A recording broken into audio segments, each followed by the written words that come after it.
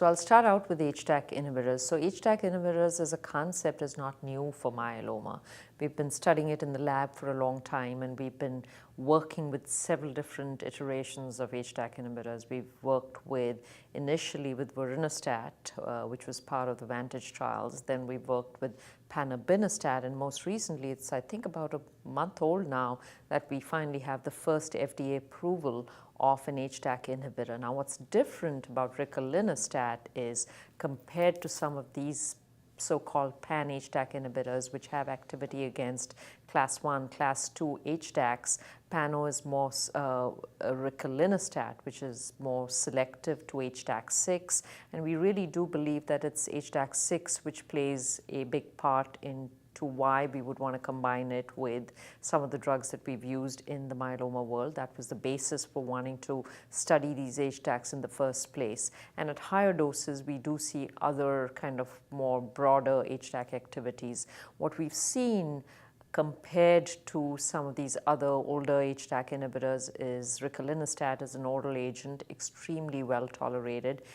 It's combined really well with both the proteasome inhibitors and the immunomodulators. So we have data with bortezomib, we have data with lenalidomide, and most recently now we have very good data with pomalidomide as well.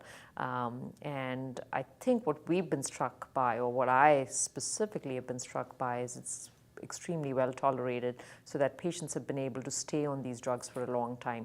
The concern we've had with drugs like ricolinostat and with drugs like panobinostat is the toxicity associated, and although they do work, patients don't necessarily stay on them long enough. Right now, ricolinostat is still early in its development. We've finished doing, or nearly finished doing, the phase 1 study in combination with bortezomib, where we have a response rate of a little over 60%.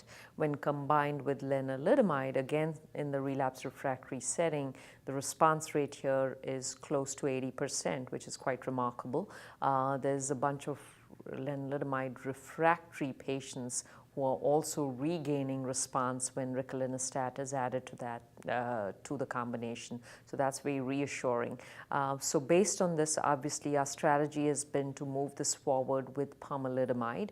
We are in the process of doing the phase 2 study with pomalidomide, and once that gets completed, we hope that this is going to be the pathway to getting to a phase 3 trial and then finally registration of this compound going forward. So we've been using ricolinostat in all of these studies. We also have an analog of ricolinostat, which is ACY241, which is soon going to be tested, and the better of the two is going to be the one which will be used. How is it going to be used in the treatment of myeloma going forward? You know, given that in our initial studies we've been able to actually combine it safely and efficaciously with patients tolerating it quite well, both with the IMiDs and with the proteasome inhibitors, I do think we're going to be able to combine it with all of these backbone drugs.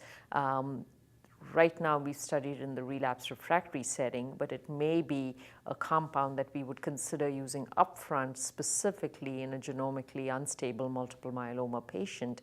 And given that it's so well tolerated, one can actually envision seeing this being used as a maintenance strategy going forward as well.